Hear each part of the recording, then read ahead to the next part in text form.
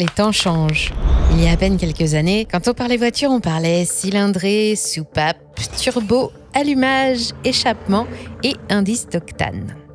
Aujourd'hui, c'est plutôt temps de charge, autonomie, borne de recharge et connectivité. Et quand on doit mettre les mains sous le capot, il n'y a même plus besoin de mettre des gants. Entre autres idées, la voiture électrique s'affiche comme la solution vedette pour atténuer les problèmes environnementaux liés à notre mobilité, pour mettre fin à la dépendance des transports aux énergies fossiles et réduire les émissions de gaz à effet de serre. Pour être à la pointe du virage écologique que le monde doit prendre pour éviter les effets les plus néfastes qui pourraient impacter l'environnement. Des voix s'élèvent néanmoins contre ce narratif. De nombreuses critiques fusent pour dénoncer Tesla et les voitures électriques en général en les accusant de n'être que marginalement meilleures pour l'environnement comparé aux voitures à essence. L'impact environnemental de sa construction ou de son recyclage sont discutés, mais aujourd'hui, je ne vais pas relancer le débat. Nous sommes sur Money Radar et je vais donc surtout vous parler d'argent. La voiture électrique, qui n'émet à l'usage aucun gaz à effet de serre, c'est apparemment tout ce qu'on lui demande, est déjà envisagée comme l'un des piliers de notre transition énergétique partout dans le monde. Stimulé par le succès de l'audacieux Elon Musk et de son empire Tesla, le marché s'est considérablement développé depuis le lancement de la Tesla S en 2012 et sa structure se solidifie un peu plus à chaque canicule. 35% d'augmentation moyenne annuelle depuis 2020, ça parle, non ? La confiance en hausse envers les voitures électriques fait exploser la demande et c'est un marché jeune et incroyablement prometteur que se dispute une poignée de multinationales bien décidées à s'approprier une grosse part d'un énorme gâteau de 527 milliards de dollars en 2023 et qui devrait atteindre 1000 milliards de dollars en 2030. Et puis, il y a l'échéance de 2035 pour les Européens, guidés par les accords de Paris comme le reste du monde. Elle prévoit la fin de la vente de voitures neuves à moteur thermique pour qu'en 2050, plus aucune ne circule et ne pollue nos belles campagnes, même si tout pourrait changer après les prochaines élections. Alors, qui produit nos voitures de demain? Qui les achète? Et surtout, combien ça rapporte? C'est de ça dont je vais vous parler aujourd'hui et on verra ensuite plus concrètement s'il est possible de profiter du mouvement pour investir, financer l'économie du véhicule électrique ou réaliser une ou deux plus-values. Avant, un petit mot pour notre partenaire du jour. Vous avez un projet de site web en tête, mais vous ne savez pas par où commencer? Pas de panique, je connais l'outil idéal pour vous aider à créer jusqu'à 100 sites en un rien de temps, même si vous n'y connaissez rien. Cet outil, c'est l'hébergeur de sites Hostinger. Hostinger propose une plateforme intuitive avec un éditeur visuel qui vous permet de concevoir vos sites comme vous le souhaitez. Choisissez parmi des centaines de templates préconçus dans tous les styles. Sites vitrine, blog, portfolio, boutique en ligne, il y en a pour tous les goûts. Vous pouvez personnaliser la mise en page, les couleurs, les polices en quelques clics. Pour ceux qui ont besoin d'un coup de pouce, Hostinger propose même l'aide d'assistants IA, un rédacteur de blog, un générateur d'images, un créateur de logos, ainsi que des outils de heatmap et de SEO. Décrivez votre projet et ils vous guideront dans la création d'un design et d'une structure de site parfaitement adaptée à vos besoins. C'est comme avoir une équipe de web designers personnels. Le tout est proposé avec différentes offres et un excellent rapport qualité-prix en toute flexibilité. Hostinger offre même 10% de réduction avec le code MoneyRadar pour tout abonnement d'1 an ou plus. On vous recommande d'ailleurs le plan business qui est le plus vendu de la plateforme. Et vous pouvez tester sans risque grâce aux 30 jours satisfaits ou remboursés. Alors n'attendez plus, cliquez sur le lien dans la description pour découvrir la plateforme et créer enfin les sites de vos rêves. Hostinger s'occupe de tout l'aspect technique, vous pouvez vous concentrer uniquement sur votre contenu.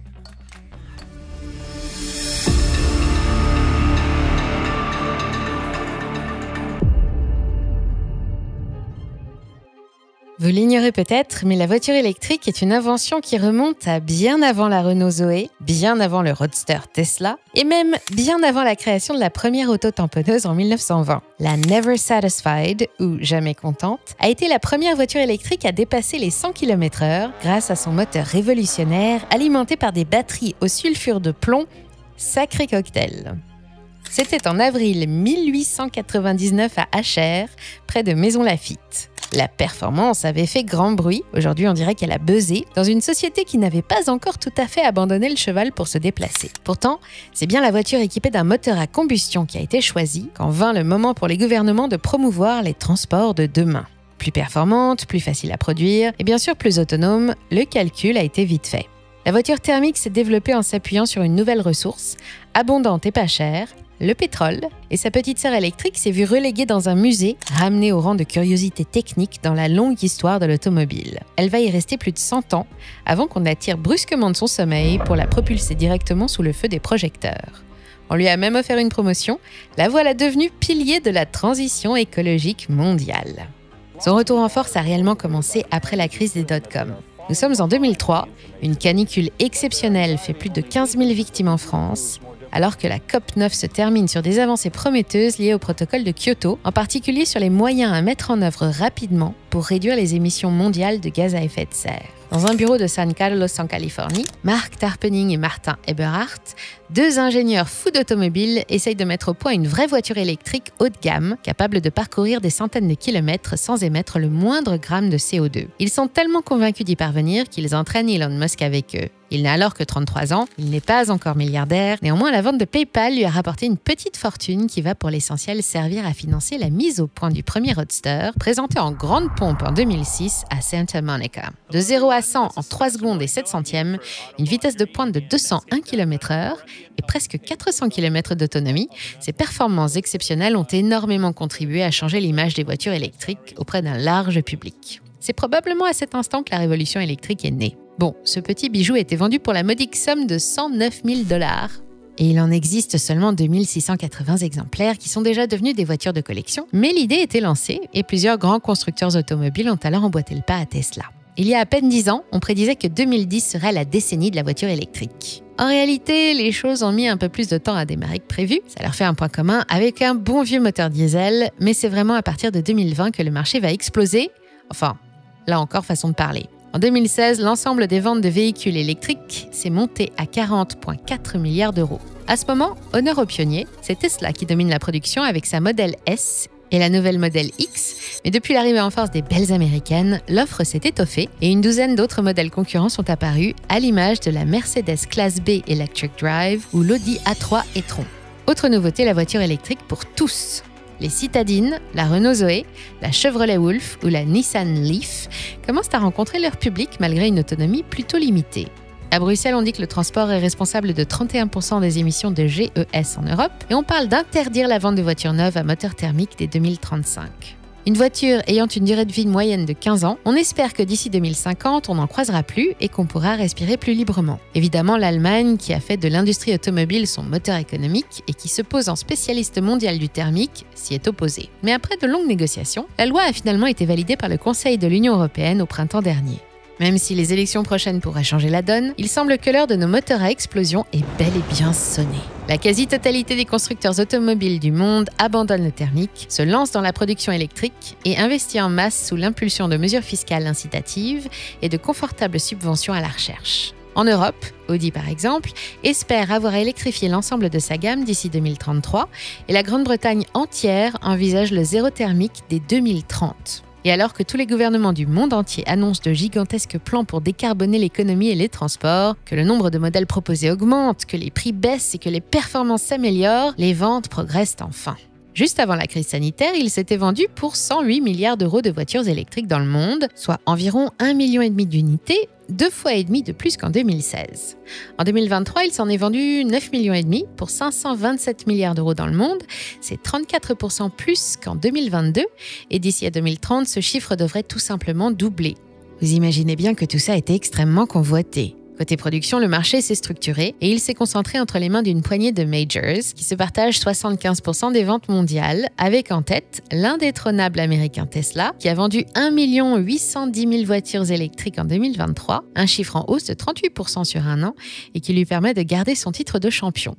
Mais il ne faut jamais dire jamais parce qu'à la dernière minute, juste avant que minuit ne sonne le 31 décembre dernier, la firme d'Elon Musk s'est fait damer le pion. Bienvenue en Suède. Ici, la voiture électrique la plus vendue en 2023 n'est ni une Tesla, ni une Audi, ni même une Volvo. C'est une BYD, un modèle baptisé Atto 3 que les Suédois se sont arrachés et qui leur vient de Chine. Build Your Dream est la marque automobile chinoise la plus cotée en ce moment. Encore peu développé chez nous, le constructeur asiatique aurait livré 506 409 véhicules dans le monde au dernier trimestre. C'est 5% de plus que Tesla et plus d'1,5 million l'année dernière en Chine, mais aussi en Europe, en Inde, en Amérique du Sud et en Afrique. Et il affiche de grandes ambitions pour les 10 années à venir. BYD est une société nationale qui, à la base, fabriquait des batteries de téléphone et qui, forte de son expertise dans ce domaine, s'est lancée dans l'automobile en 2003. Depuis 2022, elle a complètement abandonné le thermique pour se consacrer à la voiture électrique sous l'impulsion de Pékin. qui a fondé la réforme de l'économie chinoise sur les technologies de la transition énergétique et encourage fortement le développement du secteur. Aujourd'hui, Tesla occupe par exemple 19% du marché européen, mais BYD s'en est approprié 16,2% en seulement 3 ans. Abreuvé de subventions et harcelé par une forte demande tout aussi subventionnée, le groupe a percé les frontières de la Chine. En France, par exemple, il est présent depuis 2017 avec 5 points de vente et vient directement manger dans l'assiette de nos constructeurs. Face à ces incroyables performances commerciales, le secteur automobile mondial, y compris les autres constructeurs chinois, n'ont pas beaucoup de solutions. La guerre des prix est déclarée. Au printemps dernier, Tesla a dû abaisser le prix de la Model 3 et Volkswagen a aussi réagi en bradant son ID3 sur le marché chinois. Vendu en France à 42 990 €, les Chinois peuvent s'offrir ce SUV compact pour 16 000 € seulement. Les autres constructeurs suivent, mais BYD en rajoute. En réponse, il abaisse encore ses prix sur l'ensemble de sa gamme de 4 000 € en moyenne. Mais alors que cet effort va coûter horriblement cher aux autres constructeurs, l'opération ne devrait même pas entamer sa profitabilité. BYD enregistre des résultats financiers insolents. 61,23% de hausse de ses ventes en 2023 et un bénéfice doublé, autour de 4 milliards de dollars, l'équivalent des performances de Tesla entre 2019 et 2020. Cette année, l'activité de la firme d'Elon Musk n'en fait pas autant, plus 38% de ventes seulement, avec un bénéfice qui ne progresse que de 19% selon les premières estimations. C'est que BYD a un secret. Le constructeur chinois maîtrise absolument toute la chaîne de fabrication d'une voiture électrique, depuis la construction des batteries, sa spécialité historique, jusqu'à la fabrication des semi-conducteurs indispensables en quantité sur chaque véhicule, et ces technologies équipent les voitures des concurrents, dont Tesla et BMW. Ils ne souffrent pas des ralentissements logistiques, des crises inflationnistes, de la disponibilité des puces électroniques, ce qui lui a permis d'honorer chaque commande et de multiplier tranquillement ses bénéfices. Il évolue sur un marché où s'écoulent chaque année 25 millions de véhicules, dont seulement 30% sont zéro émission, et Pékin, décidément fan de zéro, vise le zéro thermique en 2035. Mais même si la Chine est vaste, le monde l'est encore plus et BYD compte bien profiter des aides gouvernementales disponibles dans la plupart des pays de l'OCDE pour s'y faire une place confortable, comme au Canada, en Espagne, en France ou à Singapour. Il prévoit de multiplier sa production face à un engouement que peu d'analystes ont vu venir. L'exemple du récent échec du leasing social en France, par exemple, est un incroyable encouragement. Pour aider les ménages les plus précaires à rouler en électrique, le gouvernement français a proposé une voiture à 100 € par mois, un contrat de location longue durée subventionné par l'État et dont la distribution s'est arrêtée net face à l'avalanche de commandes chez les concessionnaires participants. Largement sous-dimensionné face à 12 millions de Français précaires, le dispositif était prévu pour subventionner 25 000 voitures cette année et on a enregistré près de 90 000 réservations juste pour le mois de janvier. La mesure a été annulée en urgence et ne va donc pas révolutionner le transport en France et si elle reste une expérience sociale parmi les plus coûteuses depuis la crise sanitaire, elle n'aura pas servi à rien.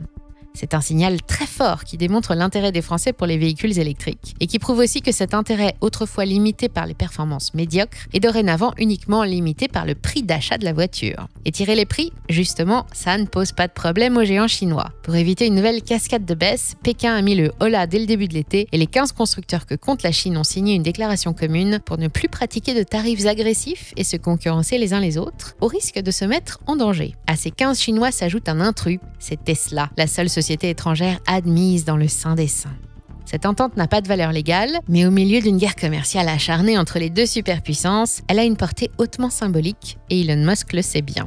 Stratégiquement, sa signature au bas de la page devrait lui garder les portes du marché chinois ouvertes, au moins le temps que ça durera. Quant à BYD, elle vise une centaine de concessions en France d'ici à l'année prochaine, construit 2 usines en Europe et une usine au Brésil pour s'emparer du marché sud-américain, pendant que Tesla et BMW s'implantent au Chili et Renault au Mexique avec les mêmes ambitions, mais pas avec les mêmes cartes en main. Maintenant qu'on sait tout ça, voyons en pratique comment tirer profit de cette guerre de la voiture électrique. Tous les grands constructeurs de voitures électriques sont cotés en bourse. Il faut bien ça pour financer leur croissance accélérée et répondre à la demande galopante. Ainsi, s'il est possible d'investir dans une voiture électrique, il est aussi possible d'investir sur la voiture électrique. En 2023, Tesla est toujours leader en nombre de véhicules vendus et en valorisation boursière.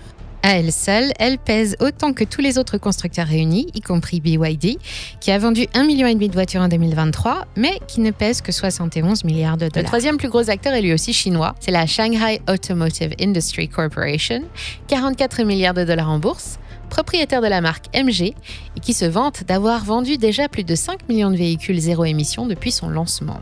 Enfin, premier européen et 4e du classement mondial, le groupe Volkswagen, 64 milliards d'euros, comme BMW, mais qui se porte beaucoup moins bien. Quant à Stellantis, le leader français aux 14 marques a vu sa valeur quasiment doubler l'année dernière pour dépasser les 70 milliards d'euros et il envisage de vendre 5 millions de véhicules électriques par an, déclinés en 75 modèles d'ici à 2030. Mais tous ces constructeurs sont loin d'afficher les mêmes performances. En 5 ans, Tesla a multiplié sa valeur par 8 et BYD par 2,5, mais on note aussi que malgré ces résultats, BYD a reculé de 36% l'année dernière. En Europe, c'est Volvo qui s'en sort le mieux, avec une valorisation qui progresse de 95%, mais surtout un titre qui a bondi de 29% l'année dernière. Enfin, le record de la meilleure performance boursière revient à notre Stellantis national, qui a bondi de 40% et a repris le versement de dividendes l'année dernière, et le bonnet d'âne revient à Volkswagen, qui recule de presque 9%. Avec des performances aussi disparates, comment investir sereinement sur le marché du véhicule électrique, d'autant plus qu'il ne se limite pas aux constructeurs? La montée en puissance de la voiture propre a fait émerger de nombreuses industries qui offrent des performances alléchantes à long terme, comme les services spécialisés de la construction et l'entretien des infrastructures de recharge, les fabricants de moteurs électriques industriels et bien sûr de batteries et de semi-conducteurs. Heureusement, pour nous faciliter la vie, le monde de la finance a inventé les indices sectoriels et les véhicules d'investissement qui vont avec. D'abord, il y a le STOXX, véhicules électriques et technologies de conduite, répliqué par plusieurs ETF. Il est composé d'un panier d'actions du monde entier hors Chine, incluant toutes les technologies annexes, mais sa volatilité invite à la réserve. Mieux vaut se pencher sur le Nasdaq Global Mobility Future, moins volatile et plus performant, 27,4% de hausse en 2023 contre 22,21% pour le STOXX. Il est aussi plus représentatif du marché car il contient des actions chinoises et une part plus importante de Tesla. Bien sûr, je n'ai pas besoin de vous rappeler que si vous choisissez de placer quelques euros sur le secteur prometteur de la mobilité de demain, tout investissement boursier, même s'il paraît sûr, ne doit s'envisager qu'à long terme. Ceci étant dit, en dehors des ETF qui répliquent les deux indices que j'ai cités, il faudra se montrer plutôt sélectif et prudent aussi. Car tout n'est pas rose dans le monde de la voiture électrique. Si en France, les intentions d'achat d'une voiture électrique augmentent timidement en début d'année 2024, ce n'est pas le cas partout. En Allemagne ou aux États-Unis, les tendances sont plutôt négatives. En cause, plus que l'aspect recyclage, plus que l'autonomie, plus que les temps de charge ou le nombre de bornes, le prix. Celui-ci rebute toujours les acheteurs, quoi de plus normal, surtout en période d'inflation. Les ménages sont de moins en moins nombreux à accepter de mettre plus d'un an de salaire dans une voiture face à un pouvoir d'achat qui n'en finit plus de baisser. Le rôle des politiques de soutien est donc vital pour alimenter le secteur, le temps que le reste des freins à l'achat soit balayé par les évolutions techniques et que les prix deviennent plus raisonnables. Le marché est loin d'être à maturité, avec tous les risques que ça comporte. Si vous avez besoin d'inspiration, je vous ai mis dans le descriptif tous les liens qu'il faut pour aller regarder tranquillement les performances et la composition des ETF que j'ai cités. Et de mon côté, j'espère que cette vidéo vous aura donné un bon aperçu du marché, de sa structure, de ses risques et de son potentiel. J'espère aussi qu'elle vous aura plu.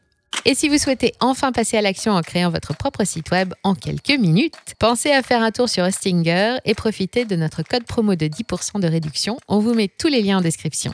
Alors, à bientôt, c'était Money Radar.